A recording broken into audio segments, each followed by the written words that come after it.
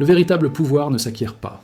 Il se réveille, il sommeille, enfoui dans la trame silencieuse de ton être, attendant le moment où le bruit du monde s'éteindra assez pour qu'il puisse se faire entendre. Blavatsky disait « L'homme ordinaire cherche la force dans la matière, le sage la retrouve dans sa propre étincelle. » Car le pouvoir de l'âme n'est pas conquête, il est souvenir, souvenir d'une grandeur que le corps a oubliée, d'une flamme que la peur a recouverte de cendres. Ce pouvoir n'appartient à personne, il circule à travers ceux qui s'en souviennent. Avant la naissance, avant la pensée, avant le nom, il y avait ce feu, une conscience pure, infinie, immobile. C'est elle qui t'anime encore. Mais en s'incarnant, l'âme a dû réduire sa lumière pour ne pas brûler le corps qu'elle habitait. Elle a accepté la lenteur, la gravité, l'oubli. Ce que tu ressens aujourd'hui comme faiblesse n'est que la conséquence de cette contraction. Ton âme n'est pas petite, elle est comprimée. Et chaque expérience humaine, chaque douleur, chaque choix est une tentative de réouverture, une respiration cosmique. Blavatsky affirmait que tout pouvoir spirituel naît du souvenir de cette compression originelle. Se rappeler, c'est se dilater à nouveau jusqu'à l'infini. La science moderne s'approche sans le savoir de cette vérité millénaire. Les chercheurs en neuroénergie parlent d'un champ électromagnétique émanant du cœur, 1000 fois plus puissant que celui du cerveau. Ce champ influence la matière, synchronise les émotions, altère la réalité perceptible, mais ce que les instruments enregistrent n'est qu'un écho. La manifestation biologique d'une force beaucoup plus ancienne, la vibration de l'âme. L'énergie spirituelle ne vient pas du corps. Le corps en est la conséquence. Et plus l'âme s'éveille, plus la matière répond. Ce pouvoir ne se manifeste pas dans la domination ni dans la volonté brute. Il agit dans le silence, dans la cohérence entre l'être intérieur et le monde extérieur. Quand tes pensées, tes émotions et ton souffle vibrent à l'unisson, une porte s'ouvre. Tu cesses de forcer. Tu deviens canal. Le pouvoir véritable ne s'exerce pas. Il rayonne. Blavatsky disait « L'initié ne commande pas à la nature, il s'accorde à sa musique. L'univers obéit à la vibration la plus pure, non à la voix la plus forte. Mais la plupart des hommes ignorent cette source. Ils cherchent à accumuler, à contrôler, à dominer, sans comprendre que plus ils s'accrochent à l'extérieur, plus ils s'éloignent du centre. Le vrai pouvoir n'est pas mouvement vers le monde, mais retour vers soi. C'est la force du centre immobile, celle qui ordonne les étoiles sans jamais bouger. Celui qui la retrouve devient comme un soleil invisible. Tout gravite autour de lui, non par contrainte, mais par résonance. Pour atteindre cette source, il faut d'abord descendre en soi, là où se trouve la caverne silencieuse où brûle encore la flamme. Ce n'est pas un chemin d'élévation, mais d'introspection. Le pouvoir spirituel ne se conquiert pas par le haut, mais par la profondeur. C'est en traversant ces ombres que l'on retrouve la lumière. Car l'âme, disait Blavatsky, ne s'agrandit pas en fuyant la peur, mais en l'illuminant. Lorsque tu commences à te souvenir, la transformation devient palpable. Les coïncidences se multiplient, les obstacles se dissolvent, le monde semble te répondre. Ce n'est pas magie, c'est alignement. Le cosmos obéit à la conscience qui se souvient de sa nature divine. Et quand cette mémoire s'active, tu ressens une puissance calme, inébranlable, douce comme un feu qui ne brûle pas mais éclaire tout. C'est la force de ton âme, revenue à elle-même. Blavatsky terminait ainsi « Le pouvoir véritable est celui qui ne cherche pas à être vu. Il émane du silence comme la lumière émane du soleil. Ce que tu cherches dans le monde extérieur, tu le portes déjà en toi. Ce que tu appelles miracle n'est qu'un souvenir de ce que tu es vraiment. Le jour où tu cesseras de chercher à être fort, tu découvriras que tu ne peux pas être faible. Car la lumière qui t'a créé ne s'éteint jamais. Elle attend seulement ton regard tourné vers l'intérieur pour renaître. Sous chaque peur, il y a un feu. Non pas un feu destructeur, mais un feu endormi. Une énergie condensée, comprimée, paralysée par le doute. Blavatsky disait « La peur est la forme inversée de la puissance. Ce que tu redoutes le plus est souvent la porte exacte que ton âme veut franchir. Car là où réside la peur, réside aussi le potentiel. L'énergie ne disparaît jamais. Elle se transforme. Et la peur n'est que la lumière de l'âme en train de frapper à la porte de la conscience, cherchant à être reconnue. Quand tu ressens la peur, tu sens la limite entre ton ego et ton essence. L'ego tremble, car il sait qu'il ne peut pas franchir cette frontière. Seul l'esprit le peut. C'est pour cela que la peur semble si immense. Elle garde les portes du royaume intérieur. Chaque frisson, chaque hésitation, chaque angoisse est un gardien du seuil. Si tu les affrontes avec conscience, ils se dissipent comme des ombres. Mais si tu les fuis, ils deviennent monstres. Blavatsky enseignait que le courage n'est pas absence de peur, mais transmutation de son énergie. Celui qui regarde le feu finit par s'y reconnaître. Dans la peur, le corps se contracte, le souffle se raccourcit, la lumière intérieure se replie, mais cette contraction est aussi une accumulation. Comme l'arc se tend avant de libérer la flèche, ton être concentre sa puissance dans l'ombre avant l'expansion. C'est pour cela que les initiés cherchèrent volontairement la confrontation avec leur peur. Ils savaient que chaque tremblement cache une montée d'énergie. Les anciens rites d'initiation faisaient descendre le disciple dans des grottes obscures, pour symboliser cette descente dans les abîmes intérieurs. Là, dans le noir absolu, le feu se réveillait. La science moderne commence à percevoir cette vérité par d'autres chemins. Les chercheurs observent que la peur active des zones cérébrales liées à la survie, libérant des hormones de puissance, augmentant l'attention, l'intuition, la force physique. Ce que la psychologie appelle « réponse au danger » est, à un autre niveau, une tentative de l'âme pour t'éveiller. Quand la peur te submerge, c'est ton système entier qui se prépare à recevoir plus d'énergie que d'habitude. Si tu restes conscient, cette énergie devient lucidité. Si tu t'y perds, elle devient panique. Blavatsky voyait dans cette dualité la clé de la maîtrise spirituelle.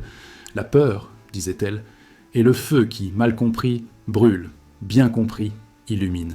L'initié apprend à respirer dans le feu, à y demeurer sans fuite. Il comprend que ce qu'il ressent comme menace n'est que la résistance de l'ego face à l'infini. À chaque fois que tu oses regarder ta peur sans juger, tu lui retires son masque. Tu vois qu'elle n'était qu'une forme du pouvoir refusé. Dans la tradition théosophique, cette énergie latente porte un nom, Kundalini. Ce serpent de feu, enroulé à la base de la colonne vertébrale, symbolise la puissance dormante de l'âme dans la matière. Tant que la conscience est distraite par les illusions du monde, ce feu reste endormi. Mais lorsque l'esprit se recentre, que le regard se tourne vers l'intérieur, il commence à s'éveiller. Ce réveil n'est pas spectaculaire, c'est une chaleur subtile, une expansion silencieuse. L'énergie remonte, traverse le cœur, illumine le mental. Elle brûle les attachements, éclaire les zones d'ombre, purifie les désirs, et plus elle monte, plus tu redeviens lumière. La peur alors n'a plus de place, elle se dissout dans le feu qu'elle cachait. Ce que tu appelais faiblesse devient source, ce que tu appelais limite devient portail. C'est dans cette transformation que réside le véritable pouvoir intérieur. Blavatsky disait « L'âme ne vainc pas la peur, elle l'absorbe. Le courage n'est pas un acte, mais un état, celui de la conscience qui reconnaît que rien ne peut la menacer.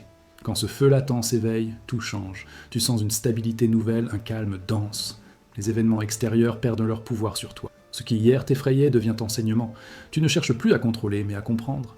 Le monde cesse d'être champ de bataille et devient champ de résonance. L'énergie qui autrefois servait à te défendre commence à créer. Et cette création, parce qu'elle vient du centre, ne demande aucun effort. Blavatsky concluait « Celui qui a vu le feu dans sa peur ne craint plus rien, car il sait que tout feu est divin. Le pouvoir caché de ton âme n'est pas dans la force que tu opposes, mais dans la lumière que tu laisses passer. Chaque fois que tu respires à travers la peur sans la fuir, tu allumes un soleil intérieur, et un jour, ce soleil deviendra si vaste que plus aucune ombre ne pourra l'atteindre. La plupart des hommes confondent la volonté avec l'attention. Ils croient qu'il faut forcer, s'imposer, lutter. Mais la véritable volonté, celle dont parlait Blavatsky, n'a rien de brutal. Elle est fluide, silencieuse, inébranlable. C'est la direction pure du feu intérieur, une intention qui ne tremble pas parce qu'elle ne doute pas. La volonté, disait-elle, n'est pas un effort, mais une mémoire. Quand l'âme se rappelle sa puissance, tout lui obéit. Ce n'est pas la main qui agit, ni la pensée qui décide. C'est la vibration même de l'être qui ordonne à l'univers. La volonté spirituelle ne cherche pas à dominer la matière, elle s'accorde à elle, car la matière n'est pas un obstacle, mais un instrument. Chaque atome porte en lui une conscience latente, prête à répondre à une direction claire. Mais l'homme moderne, saturé de bruits mentaux, disperse cette énergie dans des milliers de désirs contradictoires. Il veut et défait, espère et doute, ordonne et regrette. Ainsi, sa volonté devient faible, fragmentée, impuissante. Blavatsky enseignait que la première loi du pouvoir est la cohérence. L'univers, disait-elle, répond à l'esprit qui ne se contredit pas. Dans les écoles ésotériques, la volonté était comparée à un rayon de lumière. Plus ce rayon est concentré, plus il traverse la matière. De même, une conscience focalisée transforme la réalité. Le mental ordinaire fonctionne comme une lampe diffuse. Il éclaire, mais ne pénètre pas. Le mental éveillé, lui, devient laser. C'est la volonté consciente, celle qui ne souhaite pas, mais décide. Ce que les mystiques appelaient la parole de feu n'est rien d'autre que la pensée parfaitement alignée à la vibration divine. Elle ne demande pas, elle affirme ce qui est. La science moderne commence, sans le savoir, à redécouvrir cette loi. Les physiciens parlent de l'effet de l'observateur. L'attention humaine modifie le comportement des particules. Les biologistes, eux, observent que les intentions conscientes influencent la guérison du corps. La réalité se plie à la conscience focalisée. Ce que Blavatsky exprimait dans le langage du feu, la science le traduit en ondes. La conscience crée des interférences dans la trame quantique. et ces interférences deviennent le monde visible. L'univers ne réagit pas à nos mots, mais à la force qui les porte. Mais la volonté véritable ne naît pas du désir. Le désir vient du manque, et tout ce qui vient du manque engendre la lutte. La volonté de l'âme, au contraire, vient de la plénitude. Elle agit sans besoin de résultat. Elle ne cherche pas à posséder, mais à manifester. C'est pour cela que ses actes semblent sans effort. Ils émanent de l'ordre naturel des choses. Le sage n'impose pas son vouloir, il épouse celui du tout. Quand l'âme est alignée à la loi cosmique, elle devient un canal de la volonté universelle. Ce qu'elle imagine, elle crée, non parce qu'elle le veut, mais parce qu'elle ne fait plus obstacle. Blavatsky disait « L'homme ordinaire veut, le maître laisse vouloir ». Cela ne signifie pas passivité, mais union. L'effort naît du conflit entre la personnalité et l'esprit. Lorsque ce conflit cesse, l'action devient fluide. C'est ce que les maîtres appelaient « agir sans agir », principe fondamental de toutes les écoles initiatiques. Dans cet état, l'intention est pure, sans peur ni attente, et cette pureté suffit à déplacer les mondes. Mais pour atteindre cette volonté silencieuse, il faut d'abord purifier la pensée. Tant que le mental est agité, la volonté se disperse. Chaque peur, chaque doute est une fuite d'énergie. C'est pourquoi la méditation, dans sa forme la plus haute, n'est pas une prière, mais un entraînement de la volonté. Être capable de rester immobile, concentré, sans distraction, c'est exercer la force la plus rare, celle de la présence. Blavatsky affirmait que le secret du miracle réside dans la continuité de la pensée. Une intention maintenue sans oscillation devient loi. Le monde moderne adore les volontés éclatantes, ambition, contrôle, compétition, mais ces forces extérieures ne sont que des reflets déformés du pouvoir intérieur. La véritable puissance est calme, elle ne dépend pas du triomphe, mais de la certitude. Elle n'a pas besoin d'être vue, car elle agit du dedans. Quand ton être est unifié, chaque geste devient décret, chaque parole devient flamme. C'est ainsi que les initiés modifient la matière, guérissent, apaisent, élèvent, sans effort, car ils ne font qu'obéir à la loi de l'unité. Le jour où tu cesseras de vouloir par peur et commenceras à vouloir par amour, tu connaîtras la vraie puissance. Ce n'est pas celle qui obtient, mais celle qui est, car vouloir sans lutte, c'est être dans la fréquence même du divin. C'est là que réside la plus haute loi. Le pouvoir ne vient pas de ce que tu fais, mais de ce que tu deviens. Et lorsque tu deviens transparent à cette force, tu n'agis plus. Tu laisses l'univers se rappeler qu'il est toi. Tout être humain rayonne. Même dans le silence, même dans l'immobilité, tu émets une vibration qui façonne le monde autour de toi.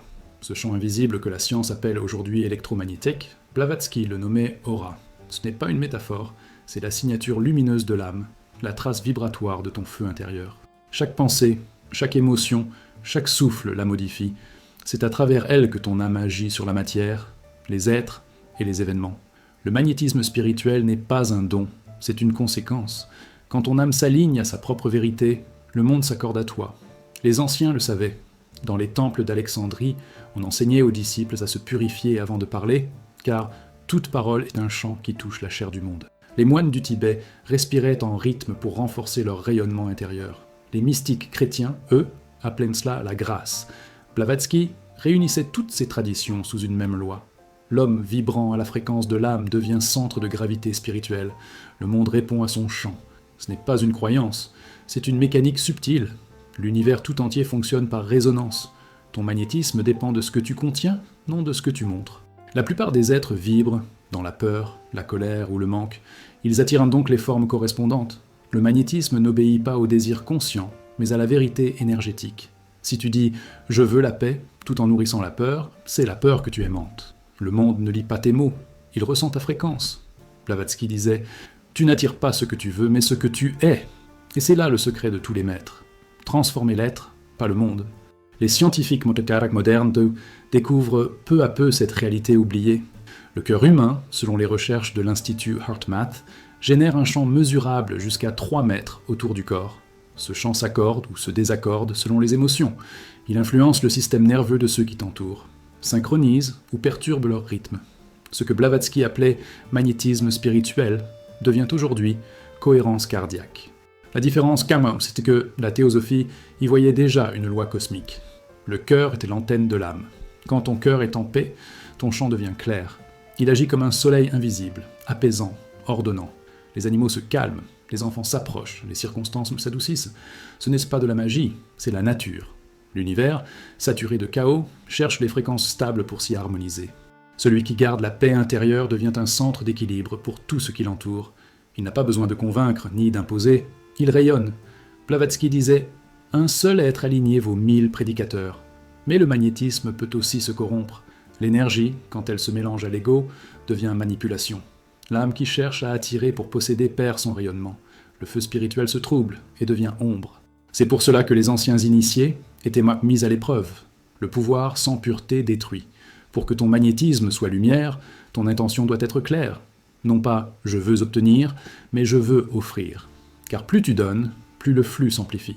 La lumière circule seulement à travers les cœurs ouverts. Dans l'état d'âme éveillé, le magnétisme devient prière silencieuse. Tu n'as plus besoin de parler pour bénir, ni de toucher pour guérir. Ta simple présence modifie le champ collectif. C'est ainsi que naît la véritable influence, non par le discours, mais par la vibration. Les maîtres ne convainquent pas, ils résonnent, et cette résonance change tout. Blavatsky voyait dans ce pouvoir la preuve ultime de l'unité de l'univers. Si l'âme peut influencer la matière, c'est qu'elles sont faites de la même substance. Le feu intérieur et le feu des étoiles ne diffèrent pas. Ils vibrent à des octaves différentes. Le magnétisme spirituel, écrivait-elle, est la preuve que Dieu respire encore à travers l'homme. Nous ne sommes pas séparés du monde. Nous en sommes le cœur battant. Lorsque tu comprendras cela, tu cesseras de demander au monde de changer. Tu sauras qu'il change dès que toi tu changes. Chaque pensée juste illumine une portion de la terre. Chaque émotion pure apaise une tempête quelque part. Ce que tu guéris en toi, tu le guéris dans le tout.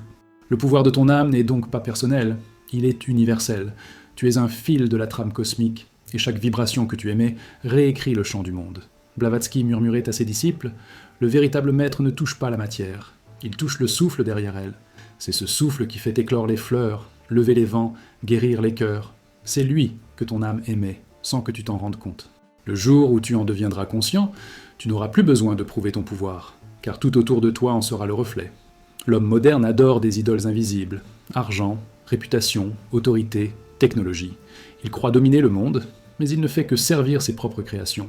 Blavatsky disait « Ce que tu possèdes finit toujours par te posséder. Le pouvoir extérieur est un mirage brillant, une lumière froide qui éblouit sans jamais réchauffer. Il donne l'impression de maîtriser, mais il enchaîne, car chaque fois que tu cherches ta force hors de toi, tu abandonnes une part de ton âme à la matière. Depuis l'aube des civilisations, l'homme projette son feu intérieur sur des formes extérieures. Il a fait des trônes pour son orgueil, des temples pour sa peur, des armes pour son désir, mais le feu qu'il a exilé dans ces objets s'est retourné contre lui. Les royaumes se sont effondrés, les empires se sont consumés, les fortunes se sont dissoutes. Blavatsky voyait dans ces cycles le reflet d'une loi universelle. Tout pouvoir qui ne vient pas de l'esprit finit par s'écrouler sous son propre poids. La matière, écrivait-elle, n'est-il qu'une ombre têtue, refusant de reconnaître la lumière dont elle vient. Le pouvoir extérieur se nourrit de comparaison, et donc de peur. Il dépend du regard des autres. L'homme de pouvoir a besoin d'être vu pour exister. Son trône repose sur le sable mouvant de l'opinion. Mais le vrai pouvoir, celui de l'âme, se suffit à lui-même. Il n'a pas besoin de témoins, car il ne s'éteint jamais. C'est pourquoi les sages vivent dans la simplicité. Ils savent que rien d'extérieur ne peut ajouter ou retirer à leur être. Leur force ne se mesure pas, elle se ressent, elle agit sans paraître. Les illusions du pouvoir matériel tiennent à une erreur de perception. Croire que la cause est dehors. Les guerres, les conquêtes, les rivalités économiques ne sont que les ombres d'un déséquilibre intérieur collectif. Tant que l'homme n'aura pas retrouvé sa souveraineté spirituelle, il cherchera à la compenser dans le monde, mais le monde, n'étant qu'un miroir, lui renverra éternellement sa propre fragmentation. Blavatsky disait « L'humanité a remplacé le temple du cœur par celui des marchés. Et c'est pour cela qu'elle se vide de sens malgré ses triomphes. La science moderne confirme cette tragédie par d'autres mots. Les psychologues observent que la quête de pouvoir extérieur active les mêmes circuits cérébraux que la dépendance. Plus l'homme accumule, plus il devient prisonnier de ce qu'il possède. Le cerveau se conditionne à la validation, à l'image, à la compétition. Mais ce qu'il appelle réussite n'est qu'un programme de survie déguisé. La neurochimie remplace la spiritualité. La dopamine devient la nouvelle divinité. Pourtant, derrière ces mécanismes, l'âme reste intacte, observant en silence, attendant que l'esprit comprenne. Tout ce qu'il cherche dehors l'attend dedans. Le pouvoir extérieur se dissout toujours parce qu'il ne s'appuie pas sur la conscience, mais sur la peur de la perdre. Le roi craint la chute, le riche craint la pauvreté, le puissant craint l'oubli. Mais celui qui a trouvé sa force dans l'âme ne craint rien, car rien ne peut lui être retiré. Son royaume n'a ni mur ni frontières, il porte son trône dans son souffle. C'est ce que les mystiques appelaient le pouvoir immuable, celui que même la mort ne peut renverser. Le monde entier obéit à la matière parce qu'il a oublié la vibration. Nous avons appris à manipuler la substance, mais pas la lumière. Nous contrôlons la forme, mais pas l'essence. Blavatsky avertissait « Lorsque l'homme aura tout conquis à l'extérieur et rien dans lui-même, il appellera cela progrès et n'y verra pas sa ruine. Ce siècle qu'elle a annoncé est le nôtre. Nous avons bâti des tours de verre plus hautes que les temples des dieux, et pourtant nos âmes s'y sentent plus exilées que jamais. Pour retrouver le vrai pouvoir, il faut inverser le mouvement, cesser de projeter vers le dehors, ramener la flamme au centre. La souveraineté ne se prend pas, elle se retrouve. Elle naît de la maîtrise de soi, de la clarté intérieure, du silence. Plus ton être se simplifie, plus ton rayonnement s'amplifie. L'âme alignée à sa propre lumière n'a besoin de rien pour agir. Elle inspire le monde par sa simple présence. Blavatsky concluait ainsi. L'homme qui cherche à dominer le monde l'ignore. Celui qui se domine lui-même en devient le cœur. C'est la loi immuable. Tout ce que tu veux contrôler te contrôlera. Tout ce que tu incarnes t'obéira. Le jour où tu comprendras cela, la matière cessera d'être ton maître et redeviendra ton serviteur. Tu n'auras plus besoin de conquérir quoi que ce soit, car tu seras devenu la source même de tout pouvoir. Le monde moderne confond le bruit avec la puissance. Il croit que celui qui parle le plus fort détient la vérité, que celui qui impose sa présence possède le contrôle. Mais le véritable pouvoir n'a pas de voix. Il agit dans le silence. Blavatsky disait « Les mots dissipent l'énergie, le silence la concentre. Le silence n'est pas absence de son, c'est la matrice de toute création. C'est dans le silence que le feu de l'âme s'accumule, que la conscience s'aiguise, que le réel se plie à la volonté invisible. Celui qui comprend cela cesse de crier au monde. Il devient souffle du monde. Dans les temples anciens, les disciples passaient des années sans prononcer un mot, non par mortification, mais pour apprendre à écouter. Car tant que tu veux être entendu, tu n'entends pas. Le silence, disait Blavatsky, est l'état naturel de la puissance spirituelle. Le vent ne parle pas, mais il sculpte les montagnes. La lumière ne discute pas, mais elle révèle tout. De même, l'âme éveillée transforme par sa seule présence. Sa vibration modifie l'air, le rythme, la matière. C'est le magnétisme du silence. Une onde subtile qui ordonne sans effort. Le mental, lui, déteste le silence. Il s'y sent mourir, car il s'y voit. Il s'agite, bavarde, s'invente des guerres intérieures pour ne pas affronter le vide. Mais ce vide, c'est Dieu. Quand tu t'y plonges, tu découvres que rien ne manque, rien ne menace. Tout ce qui est se réorganise selon une harmonie plus vaste. Le silence ne supprime pas les bruits, il les absorbe. C'est le point où les opposés cessent de se contredire. Et dans ce point, la véritable force naît, la paix. Non pas la paix naïve du confort, mais la paix ardente de celui qui a vu le chaos et ne s'y laisse plus avaler. Les scientifiques modernes découvrent à leur manière le pouvoir du silence. Les études sur la méditation montrent que, dans le calme absolu, le cerveau se synchronise, les ondes deviennent cohérentes, les cellules se réparent, le corps entre en résonance avec l'ordre cosmique. Le silence, loin d'être un vide, est un champ de régénération. Blavatsky parlait déjà de cela en termes de feu subtil. Quand le mental s'éteint, le souffle de l'univers reprend sa place. Ce souffle n'est pas extérieur, il vit en toi, il attend que tu te taises pour se manifester. Mais le silence n'est pas simple à atteindre, il exige un abandon total de la personnalité. Il faut renoncer à avoir raison, à être vu, à exister par l'écho. C'est une mort lente du bavard intérieur. Au début, le silence fait peur, il dévoile les voix que tu portais sans le savoir, les jugements, les mémoires, les désirs refoulés. C'est pour cela que les sages disaient « Qui entre dans le silence, entre dans le désert ». Mais celui qui y demeure assez longtemps découvre que ce désert fleurit. Là où il n'y avait rien, tout commence à chanter. Le pouvoir du silence est créateur. Les grands maîtres ne commandent pas. Ils contemplent. Leurs pensées sont pures parce qu'elles naissent de ce vide lumineux. Et ce vide obéit à leurs vibrations. Ce qu'ils imaginent devient forme, non parce qu'ils le veulent, mais parce qu'ils sont accordés à la source qui crée tout. Le silence n'est pas passivité. C'est la matrice de toute action juste. De lui naissent les mots qui guérissent, les gestes qui libèrent, les coïncidences qui alignent les mondes. Blavatsky enseignait à ses disciples que le silence véritable est un feu. Quand tu es vraiment silencieux, disait-elle, tu entends ton âme respirer, et chaque souffle change le monde. Ce feu ne brûle pas par colère, mais par clarté. Il consume l'inutile, éclaire l'essentiel, révèle la vérité sans l'imposer. Celui qui le porte devient miroir. Il ne dit rien, mais tout le monde se voit à travers lui. Dans ce silence, il n'y a plus de volonté personnelle. Tu n'agis plus, tu es agi. Les mots, quand ils viennent, ne viennent plus de toi. Ils viennent de l'intérieur du feu. Ils sont exacts, simples, irréfutables. Le regard devient prière, la présence devient enseignement.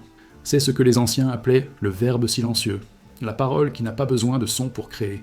Quand tu atteins cet état, tu comprends enfin que le bruit du monde n'est qu'une peur collective du silence. Les civilisations parlent pour ne pas se souvenir. Mais un seul être vraiment silencieux peut changer la vibration d'un siècle. Blavatsky affirmait « Le monde sera sauvé non par ceux qui prêchent, mais par ceux qui se taisent avec conscience. Le silence est la clé de tout pouvoir, car il est le visage du divin avant le premier mot. Et lorsque ton âme s'y fond, il n'y a plus rien à dire. Tu sens la pulsation du monde dans ton souffle, le mouvement des étoiles dans ton cœur. Tu n'as plus besoin de prouver quoi que ce soit. Tu es devenu ce que le monde cherche à comprendre. La paix qui agit, le feu qui ne brûle pas, la lumière qui écoute, le silence. L'univers entier n'est pas un ensemble d'objets, mais un chant. Chaque étoile, chaque pierre, chaque battement de cœur vibre selon une fréquence unique, tissée dans la trame invisible du cosmos. Blavatsky disait « L'âme humaine est une note dans la symphonie divine. Cette note ne se contente pas d'être entendue, elle crée. Car la création n'est rien d'autre qu'un écho de la conscience. Tout ce que tu appelles réalité est la résonance de ce que ton âme émet dans le silence. La loi de résonance universelle est simple. Tu n'attires pas ce que tu veux, mais ce que tu es. Ton monde extérieur n'est pas séparé de toi. Il est ton miroir vibratoire. Chaque pensée, chaque émotion envoie une onde dans l'éther, et cette onde attire des formes, des êtres, des événements de même fréquence. Ce que tu nommes destin n'est que le reflet stable de ta vibration dominante. Blavatsky affirmait « Les dieux n'écrivent pas ton sort, ton âme le projette dans la matière. » Cette idée, jadis mystique, trouve aujourd'hui ses équivalents dans la science. Les physiciens quantiques parlent d'un champ unifié, où toutes les particules sont interconnectées. Les biologistes parlent de champs morphogénétiques reliant les organismes vivants. Mais ces mots modernes décrivent la même réalité antique. Tout influence tout, instantanément, par la vibration. Ce que ton âme ressent, l'univers le perçoit, et ce qu'elle émet, le monde le manifeste. Les sages connaissaient ce secret depuis toujours. Dans les écoles de mystère d'Égypte, on enseignait que penser, c'est modeler la lumière. En Inde, les Védas affirmaient « Le monde existe parce qu'il est chanté ». Dans la Kabbale, chaque lettre est une vibration capable de faire naître un univers. Blavatsky, unissant ces traditions, révéla que la conscience humaine est le plus puissant générateur cosmique jamais créé. L'homme, disait-elle, porte dans son souffle le code des étoiles. Mais cette force est à double tranchant. Ce que tu émets sans conscience façonne ton monde malgré toi. Si tu vibres la peur, tu matérialises des menaces. Si tu vibres la haine, tu engendres des ennemis. Le monde ne te punit pas, il te reflète. C'est pourquoi la maîtrise spirituelle commence par la maîtrise vibratoire. L'initié apprend à se gouverner non par la pensée, mais par la fréquence. Il sait que chaque émotion discordante crée une dissonance dans la trame universelle. Et quand cette dissonance devient trop forte, elle attire le chaos. L'âme consciente, au contraire, agit comme un diapason. Elle émet une note claire, stable, juste. Autour d'elle, tout se réaccorde. Les événements se synchronisent, les êtres se calment, le monde reprend rythme. C'est le miracle invisible du magnétisme spirituel. L'univers entier résonne avec la paix intérieure d'un seul être éveillé. Blavatsky disait « Celui qui s'accorde au cœur du cosmos devient son centre ». Cette loi de résonance explique pourquoi les maîtres semblent traverser les tempêtes sans être touchés. Ils ne s'opposent pas au chaos, ils vibrent au-dessus de lui. Comme une corde trop pure pour être perturbée, leur conscience ne réagit pas, elle réharmonise. Ce pouvoir n'a rien de surnaturel, il est naturel. C'est l'état originel de l'âme avant la peur. La dissonance n'existe que là où la mémoire de la lumière s'est affaiblie. Pour retrouver cette mémoire, il faut écouter. Non pas écouter les mots du monde, mais les vibrations du silence. Quand ton esprit se tait, tu entends le chant du tout. Il te traverse, t'éclaire, te redresse. Tu ressens alors que tu n'es pas un individu perdu dans l'univers, mais l'univers prenant conscience de lui-même à travers toi. Ce moment, Blavatsky l'appelait la communion vibratoire. C'est là que ton âme cesse d'être spectatrice du monde et redevient son architecte. Ce pouvoir pourtant demande pureté. Si la note de ton âme est fausse, le monde devient disharmonie. C'est pourquoi la purification intérieure, par la vérité, la compassion, la lucidité, n'est pas morale, mais physique. Chaque mensonge trouble ton chant, chaque colère déforme ta lumière, mais chaque acte d'amour affine la vibration. Et quand elle devient juste, l'univers entier chante avec toi. Tu n'as plus besoin de prier. Ta vie devient prière. Blavatsky concluait « Quand l'âme se souvient de sa musique, les étoiles se rappellent la leur. Nous ne sommes pas des créatures cherchant le divin, nous sommes des fragments du divin cherchant à se rappeler sa symphonie. La loi de résonance universelle n'est pas un pouvoir à apprendre, mais un état à retrouver. Car depuis toujours, tu es ce chant. Depuis toujours, tu vibres avec le cosmos. Et le jour où tu cesseras de douter, tu entendras enfin la vérité. L'univers n'est pas autour de toi. Il est toi en train de chanter sa propre éternité. La frontière entre la science et la mystique n'a jamais existé. Elle n'a été inventée que par la peur de l'invisible. Blavatsky l'avait compris avant tous. La science découvrira un jour que la matière est un état ralenti de l'esprit. Ce jour est venu. Les physiciens d'aujourd'hui parlent d'un champ quantique omniprésent, d'une mer d'énergie subtile d'où tout émerge. Les mystiques, depuis des millénaires, l'appellent l'éther, l'akasha, le souffle de Dieu. 2 langages, une seule vérité, tout ce qui existe est conscience vibrante. Ce que nous appelons univers est une pensée du divin devenue lumière. Imagine un océan sans rivage, invisible, en perpétuel mouvement. Dans cet océan, chaque vague est un être, chaque tourbillon une étoile, chaque étincelle un instant de conscience. Rien n'y est séparé, tout s'y influence. Ce champ unifié est la matrice de la réalité.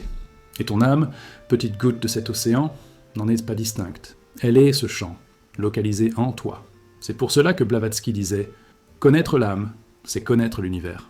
Quand tu explores ta conscience, tu touches la trame même dont les galaxies sont faites. La science commence à mesurer ce que les initiés ressentaient. Les expériences sur l'intrication montrent que 2 particules, même séparées par des années-lumière, continuent de réagir instantanément l'une à l'autre. Les mystiques diraient « elles se souviennent d'être une ».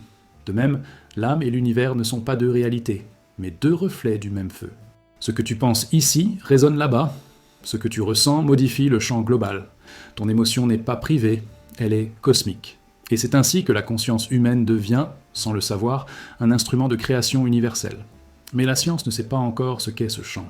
Elle le décrit, le quantifie, le redoute parfois, mais elle ne peut le nommer, car ce qu'elle observe n'est pas une substance, c'est une intelligence. Ce champ ne se contente pas d'obéir à des lois. Il s'auto-organise, il apprend, il rêve. Les physiciens parlent de probabilité, Blavatsky parlait de volonté divine. Ce champ ne décide pas à ta place, il reflète ton intention. Il est un miroir vivant. C'est pourquoi le monde change quand tu changes d'état intérieur. Tu modifies la programmation du champ par la fréquence de ton esprit. Les chercheurs en neurophysique observent la même loi dans le cerveau humain. Les pensées et émotions modifient les circuits neuronaux, créant de nouveaux mondes intérieurs. Ce que tu crois finit par devenir ce que tu vois. Et plus ta conscience est cohérente, plus le monde extérieur s'aligne. Le cerveau n'est pas une machine, c'est un traducteur de lumière. Il ne produit pas la conscience, il la capte. Et quand il s'accorde au champ universel, il devient antenne de la création. C'est ainsi que les miracles deviennent des lois que la science n'a pas encore formulées. Blavatsky disait « L'ésotérisme est la science de demain ». Elle savait que les temples et les laboratoires finiront par parler le même langage. Les uns avec des symboles, les autres avec des équations, mais tous cherchant la même origine, le feu. Ce feu n'est pas le feu matériel, mais celui de la conscience pure, invisible, intelligent, éternel. Les anciens en faisaient le cœur de leur culte. Les prêtres de Zoroastre le gardaient allumé, les yogis le ressentèrent dans le cœur, les alchimistes le cherchèrent dans l'or spirituel. Ce feu, c'est toi. Quand tu médites profondément, tu te fonds dans ce champ. Tu n'es plus observateur, mais source. Le temps cesse d'exister, l'espace devient transparent. Ton esprit se dilate jusqu'à embrasser tout ce qui vit. Là, tu comprends que la création n'est pas un événement passé, mais un processus constant. Le divin ne crée pas une fois pour toutes. Il se recrée à chaque instant à travers ta conscience. Tu es à la fois créature et créateur, atome et galaxie, témoin et souffle. La science, dans sa sagesse à venir, finira par admettre que la matière est conscience densifiée, et que la conscience, en se souvenant de sa nature, peut reconfigurer la matière. Blavatsky disait « La main qui touche la pierre touche le rêve de Dieu. Rien n'est inerte, tout est feu en sommeil.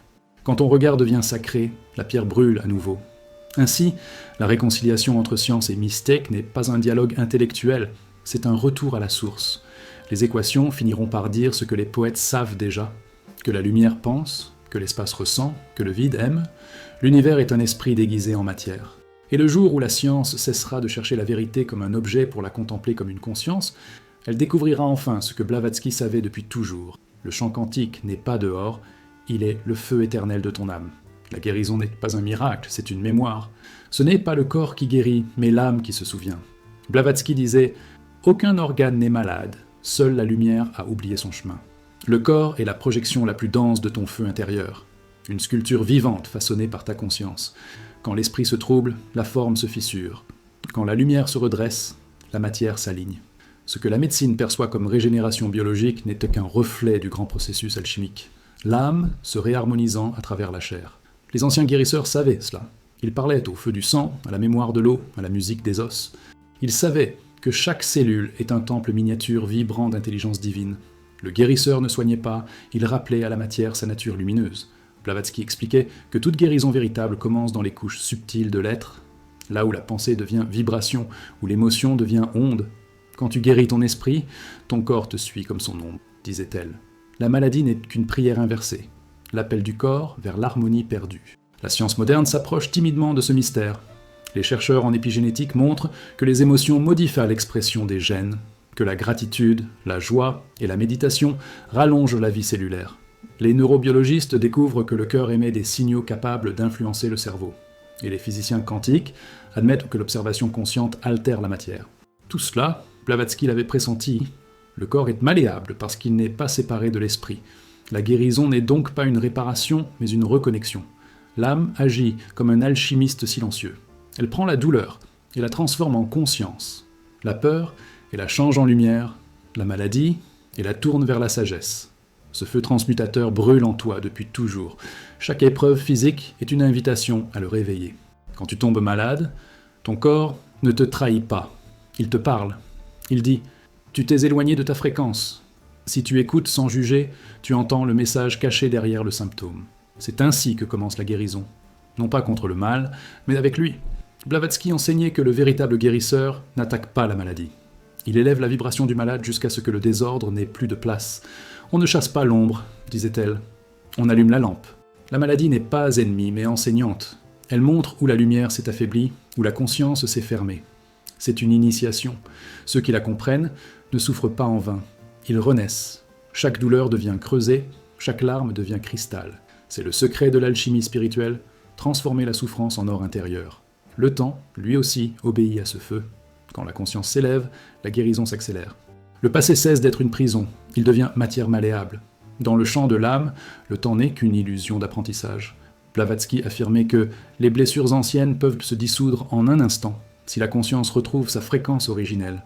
Ce que les années ont figé, une seconde d'unité peut le dissoudre. C'est le miracle véritable, celui qui ne contredit pas la nature, mais la révèle.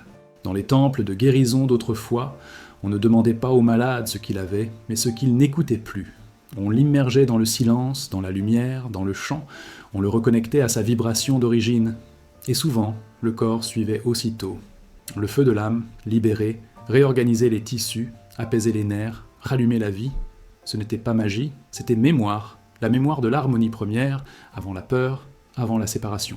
Aujourd'hui encore, cette alchimie est possible. Chaque fois que tu choisis la paix au lieu du conflit, la gratitude au lieu du manque, l'amour au lieu du jugement, tu modifies ta biologie. Tu changes la densité de ta lumière, ton sang, ton souffle, tes cellules s'accordent à ton âme. Et plus cet accord devient pur, plus le feu intérieur se fait guérisseur. Blavatsky résumait cela d'une phrase « L'âme guérit le corps en se souvenant qu'elle n'a jamais été blessée. » Car en vérité, aucune douleur n'est permanente. Aucun mal n'est réel au-delà de la conscience qui l'abrite. Quand tu t'élèves au-dessus du temps, tu vois que la maladie n'était qu'une métamorphose, l'effort de ton être pour redevenir entier. Et dans cette reconnaissance, la guérison n'est plus un objectif, mais un état naturel. Le feu revient à la flamme au soleil, et l'homme redevient lumière. Il vient un moment, au terme de toutes les quêtes, où l'on comprend que rien n'était à trouver. Le maître que tu cherchais dans les temples, les livres, les étoiles, n'a jamais vécu ailleurs qu'en toi.